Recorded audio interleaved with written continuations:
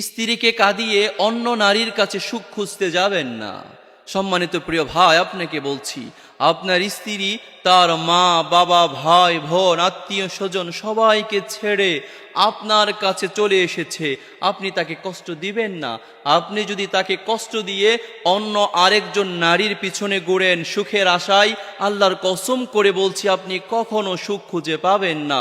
কেননা এই জমিনের মধ্যে আপনি যতই নেকের কাজ করেন না কেন, আপনি যদি স্ত্রীর সঙ্গে খারাপ আচরণ করেন, খারাপ ব্যবহার করেন, তার চোখ থেকে পানি জড়ান, তার চোখের পানির কারণে আল্লাহ তাআলা আপনার কপালে কিন্তু বিপদ নিয়ে আসবে, আপনাকে কিন্তু বিপদের সম্মুখীন হতে হবে।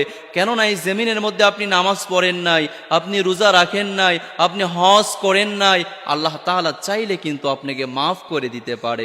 কিন্তু আপনি বান্দার হক নষ্ট করেছেন, স্ত্রীর হক নষ্ট করেছেন, স্ত্রীকে কষ্ট দিয়েছেন।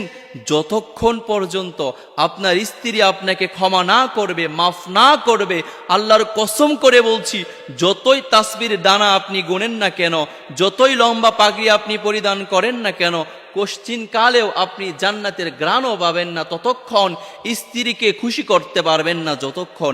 এজন্য বলা হয়, পরনারীর পিছনে না ঘুরে নিজের স্ত্রীর পিছনে ঘুরুন, স্ত্রীর কাছে সুখ খুঁজুন। ইনশাআল্লাহ আল্লাহ তাআলা আপনার সংসারের মধ্যে বরকত নাজিল করে আপনার সংসার লাইফটা ধন্য করে দিবে।